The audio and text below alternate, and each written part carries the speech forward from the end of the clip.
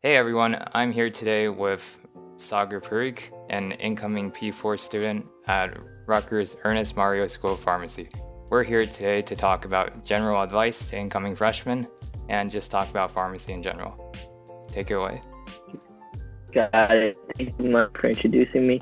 That's the first time anyone ever has said my name correctly the first time, so I appreciate that. I'm in Rutgers Ernest School of Pharmacy, my fourth and final year, my sixth year of the program, coming to a close. But yeah, I'm excited to talk about pharmacy and whatever else really that is entailed in this interview. But yeah, thanks for having me once again. All right, thanks for joining. All right, so first off, we're gonna ask, so why pharmacy? Why'd you go into this? What some people don't know about me is I actually went to one of those technical high schools, like the academies, in a healthcare academy from 9th to 12th grade. So I knew kind of from that I wanted to go into healthcare. Then it really just came into choosing something that I wanted to go into, whether it was becoming a doctor, maybe a nurse or something like that. And then with pharmacy, what was cool was I don't have my parents in medical fields, but I have my uncle and aunts in fields like that. And I have two family members that are pharmacists. Both of them do completely different jobs. One works in the industry, the other manages hospitals, and he's like a director of a hospital. So I was like, wow, you could do this with a PharmD, like maybe I should do this. And then secondly, I really didn't know if I liked hospitals, and I did work at Care One, which was like a rehab place, and I did recreation and stuff like that. I like working with people one-on-one, but I didn't know if it was the type of job I wanted to do, like directly work with patients. I kind of like working on bigger projects and things like that. So from an early start, I already had an idea of what pharmacy was. I didn't know everything I know now, but I think I knew a lot more than what a lot of people really initially thought about it. So I think that's why I went to pharmacy. It's more of a, one, it involved sciences, but also had a good lifestyle balance. And then two, just a different types of jobs, because I wasn't completely sure exactly where I wanted to go.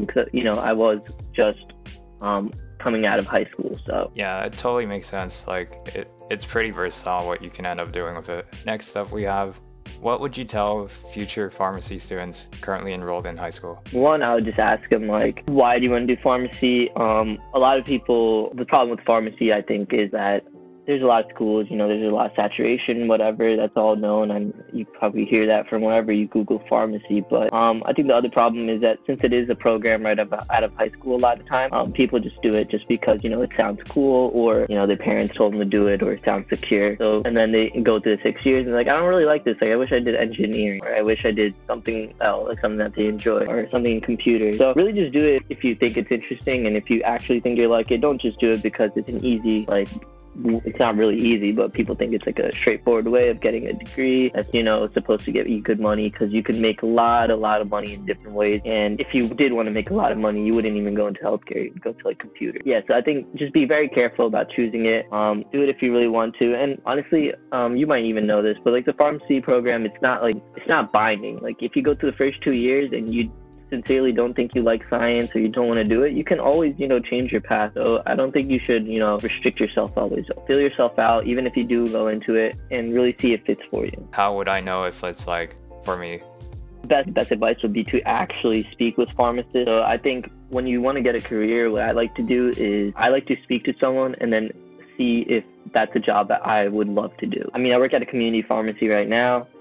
I see what the pharmacist does. I mean, I've been working there for like 2-3 years now, but that's not a job I want to do. So cancel that out. I have family who works in the industry, and I have a good friend who works in, who's an MSL, and he describes me his career, and he loves his job. And for me, that's like, yeah, this is something I'd like to do. And then I also have a friend in pharmaceutical marketing who explained me his career, and I really, really liked it. And I was like, damn, like that's something I want to do. So I think when you want to know if something's for you, you kind of have to assess yourself.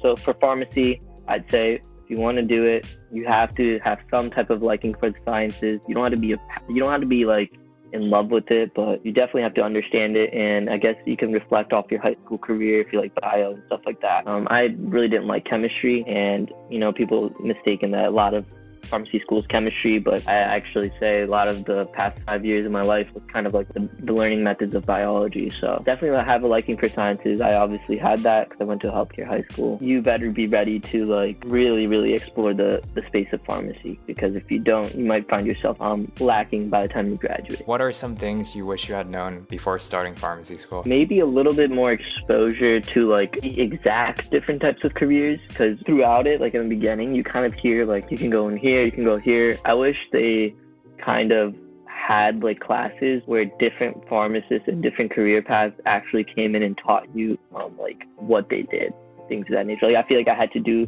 a lot of the digging, the nitty-gritty digging by myself. So maybe if I had a friend who went through the Rutgers pharmacy program and kind of told me more about like the rigorous method, like how hard it was and like how to prepare myself a little bit better in the beginning, maybe that, because I did struggle freshman year, I believe. But other than that, I think it was fun. Some studying tips you'd have for like incoming freshmen? Study tips, it would be 1, do not cram. Like that is literally the worst thing you can do to yourself. It might work freshman year, but after that, once you get to pharmacy school, it's not going to work. So I'd say you build your study habits early when you start. By that, I mean just, if you have, just try studying like maybe 1 or 2 hours if you don't have an exam or the exam's far away on the material that you've just lectured on. And don't retype everything or rewrite everything. Rewrite the main ideas. Focus on, we'll watch videos by Ali Abdal. I don't know if you guys know him from YouTube, but he really talks about, ways to study and how to reintroduce knowledge to yourself. So instead of doing the boring old highlighting and everything, you could do that, but do that one time and then do another way of studying. So write out your own questions, things of that nature. So keep it when you study, keep it so you're actively studying and not just rereading everything that you wrote. I think that's the biggest piece of advice. That actually changed up a lot for me. It helped my grades a lot. What clubs are there for pharmacy students? Basically as a pharmacy student, you gotta remember, you can do any club you want at Rutgers. It doesn't matter that you're a pharmacy student. So one, I'll take a little bit of a side route for this, is any club that's not based on pharmacy, I recommend you do. If you're interested, I have a friend that does dance, I have a friend that does rock climbing. These are all, or powerlifting, like these are all things that's not just for pharmacy students, it's for everyone, but you'll make friends that are outside of pharmacy, and that'll be part of the reason they'll keep you sane if you're not thinking about pharmacy all day long. But clubs for pharmacy students that I'd recommend, definitely APHA is pretty cool. They have really good student involvement, I'd say. Then they also have IPHO, which is for industry. Student council, that's a really good thing to get involved with. I think you should try to take part. You don't have to be like one of the head people, but you can be like one of the chairs. I'd say generally feel it out. There's a lot of like clubs which kind of entail of different sectors of pharmacy, like clinical and things of that nature. So feel out what you like, go to the meetings. How would you recommend networking in pharmacy? Because I hear in pharmacy, it's like pharmacy is a small world overall. Yeah, pharmacy is a super small world. So I was part of a pharmaceutical frat, AZO, that was great networking. But other than that, there's like so many opportunities. I'd say, at Rutgers itself, there's career days. Like there's at least 2 per semester of like, what was that called? Like speed networking. And then there's also like a resume, CV critique. And over there's always alumni. And then what you really have to think about though is, so when you're in pharmacy school and pretend you're a P1 or a P2, the P3s and P4s who are going to graduate before you, they'll probably be involved in the interview process for you when you're applying for fellowships and residencies. So you don't even have to network with pharmacists while you're in pharmacy school. You can even network with the older pharmacy students. So if you want to network with the older pharmacy students, just talk to them. If you see them, ask them for any information. Like if you see them in their white coats or like they're older, just be like, hey man, like I'm just like this year of a student, and I was just wondering if I could ask you some questions. It's kind of awkward at the start, but everyone likes giving advice, so always reach out. People have reached out to me a lot through my Instagram and things like that, so that was a good way to network. And so for me right now, I'd say personally, I'm networking with a lot of fellows. So fellows are 1 or 2 years older than me, and they're at an industry company right now. So what I would do is I search up a fellowship, or I search up an employer or a fellow I know, look at all the fellows that they're connected with, and I sent them a message on LinkedIn, and then I arrange a call. So that's the simplest way. If you don't want to do, initially do it in person because you can't see them in person, I'd say go on LinkedIn, go on whatever company you're interested in, and search up any pharmaceutical fellow, blah, blah, blah, whatever you want to do. Then just start sending your messages and start setting up your calls. How would you go about juggling a job alongside classes and then like maintaining a life outside of school? Yeah, so the old age-old question, managing life in pharmacy school. So I had three really good friends, of pharmacist series in pharmacy school with me, and we had a lot of the same friends outside of pharmacy. So we studied together and we partied together, but then also there's other times like I just had fun like with other friends and stuff like that. High school friends would come over. But the hard part about pharmacy is really just the amount of hours you have to put in. I'd say use the time you have free and the time you can spend with your friends as motivation. So what we would literally do is we would map out on a calendar all the days we had to study, and there was no ifs, ands, or buts. Like if it was a study day, you had to study, and like you would want to study because if you didn't study, then you wouldn't be able to go out. So I think really juggling is really about creating a good schedule for yourself, something that works for you. That's like such a generic answer, but I think it's hard. Like there's no clear-cut way. It depends on what times you need to be free, how long it takes you to study, and I think that's like the first 2 years really help you gauge like how you can balance a college life. And it's a learning experience. You're not gonna get it on the first try. Like for me, it was like, I mean, as you know, I have like a pharmaceutical blog and I have to vlog.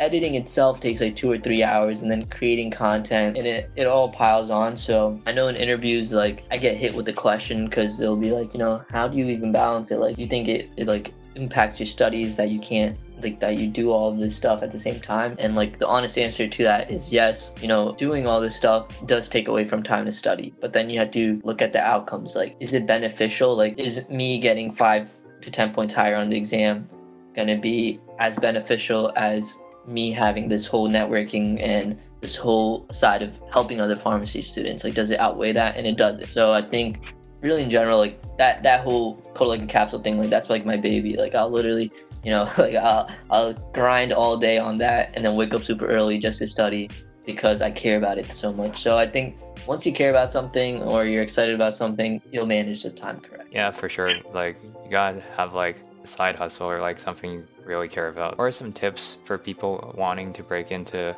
say, industry, hospital, or something besides like retail? I mean, first I'll give you like the basic tips of like what you physically need to do technically in pharmacy school. So industry, not necessary, but very recommended. Get an internship. Right now, kids are getting it like after P1 year 2. I only got it at my P2 year. Of course, get an internship. 2, get yourself involved in an organization. Just pick one. You don't have to do like a whole bunch. Just pick one and try to get a good role in it. 3, I'd say try to have like, you know how I do my Coated Like a Capsule thing, like that's like a blog. Not everyone's gonna do that. Maybe try to do your own thing, like fundraise for something or start your own club or do something that's kind of your own passion. Doesn't even have to be pharmacy, but something that shows your leadership and your ability to like communicate and talk with other people. And then for clinical stuff, anything that you literally need to do is get good grades. That's one thing. I'd say probably stay at least like a 3.4. Next, clinical research, 100%. Do some research. Number 3, try to be a tech in a hospital or work within a hospital. And then 4, be in a club as well, but that's less. I think you should really try to get research in, try to work in a hospital, and get good grades if you want to go into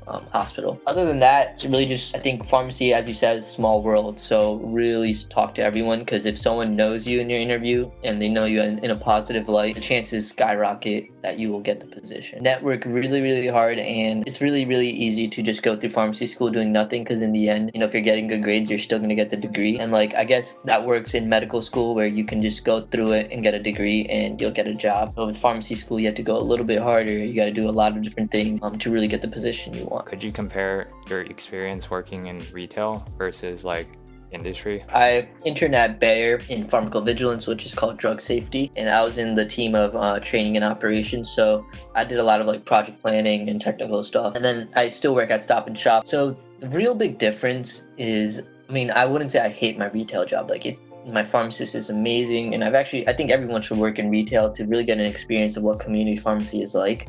Like I think community pharmacists are very much needed, and they're so helpful with everything within pharmacy. So as a tech, a lot of the work in a community pharmacy is monotonous and routine. So you scan out medications, you give it to the patient, and you know, there's not a lot of things that are changing in community pharmacy per se. With industry, it was like the first month of industry, I was just like, damn, like I really want to do this with my life, because it was almost like, it's like kind of an office job because you go into a building, you have your own desk. But then you're also in meetings like back and forth. So a lot of it was setting up meetings or being part of meetings, and you have to go there, sit through it, give your advice, your input, work on project planning, and then like in a week you have to go and update the manager. So it's a lot of more corporate type of work, but it's also more, it felt like I didn't always know what was going to happen the next week or next month, so it felt more exciting to know, there's different things that are coming up. Whereas in retail, it's pretty much the same constantly. Industry, it allows you to do a lot more different things. It allows you to be more engaged in your work, and in general, it's just more fun. You're with so many different people. You get to you go on lunches and you're just talking about life. As you probably hear, in community, man, you don't even have the time to eat your own food. You just sit, pharmacists are grinding and then they just eat at their desks and things of that nature. It's a whole different type of career, and it's not a terrible career because some people love being in community and really being in touch with the patients and people within their town. But for me, I just felt like I'm more of a project kind of guy, and I like thinking more outside the box. So I think industry gives me that opportunity. That spontaneous element of industry sounds pretty cool too.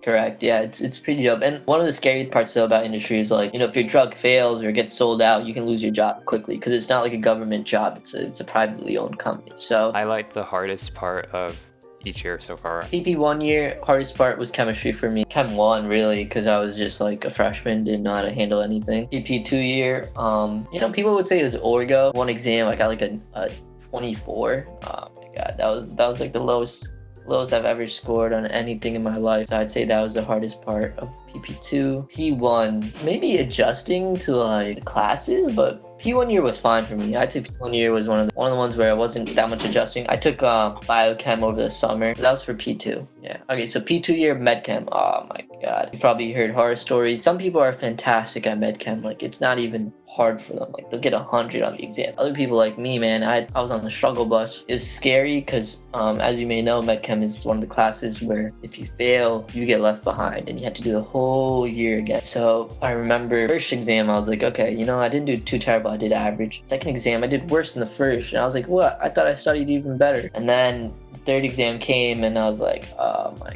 god, dude, this is so much pressure. I ended up doing very well. I got a 90 something on an exam, my final exam, and that was going to determine whether or not I got whether I failed or not. And I managed. The P2 year was medchem. That was really the scary part, just because there's no curve. If there was a curve, I wouldn't be scared, but if there was no curve, I don't even think I was gonna fail the class. I just think I didn't want a D. I never got a D so far. In pharmacy school, the way it works is if you get a D in one section, like chemistry, within your whole program, you just can't get it again. And I really just didn't want that on my transcript. So, and P3 year, the hardest part is keeping yourself engaged, because you're like, damn bro, I want to graduate already. All my friends are working jobs, they have full-time positions. P3 year is pretty breezy, it's pretty easy. Some hard exams, but other than that, it's not hard at all. So P3 year was a really chill, good time for me to work on Coded. I think I've really expanded my really expanded the methods that I made my content, so TikTok, things of that nature. With YouTube, I plan on going back to it, yeah, but right now during quarantine, there's really not much to vlog. So I'm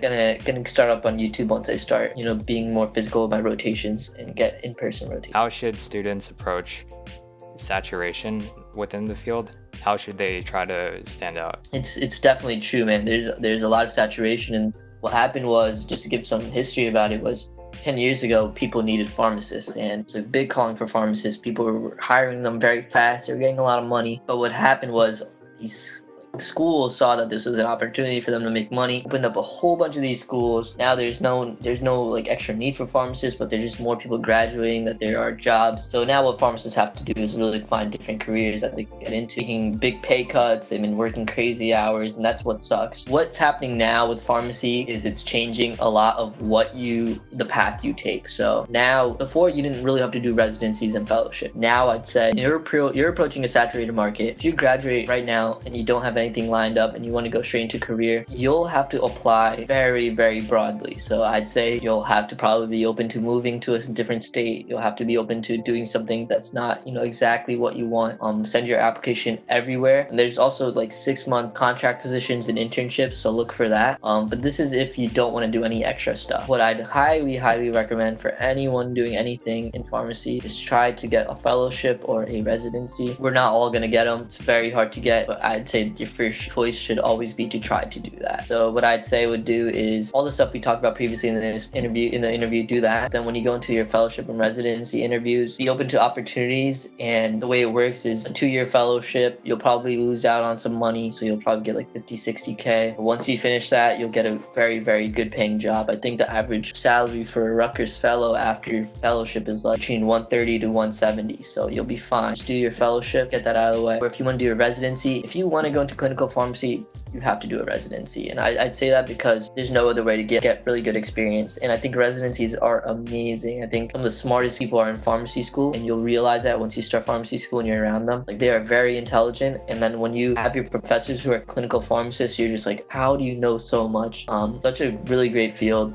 Really good field to actually really be impactful towards patients, because they help a lot in the hospital. So I think clinical pharmacy is really one of those fields where you will have to grind it out through residency, and residency is no joke. It's going to be hard, but the people who go into it, I think their careers are really, really good, and they always love what they do. So battle saturation, I think, to stand out, do all the things that we talked about earlier in this interview. And then when you get to the interview, don't just try to be smart, try to be that smart person, try to be someone that they can work with. That's what people really look for in interviews. Is this person able to do the job? Yes or no? And is this someone that I'd like to work with? Yes or no? So that would be my advice to anyone doing interviews. Thanks for your time here, but where else can we find you online? All right. Thank you, Mike, for having me. So online, you can find me on Instagram. That's probably my most active platform, at CoatedLikeACapsule. Also TikTok, CoatedLikeACapsule, and then you could just search up that on YouTube and find my channel as well. But mostly Instagram, and then shoot me a DM, and then from there we can just have a conversation over that. Thanks for tuning in, everybody. And as always, don't forget to be awesome.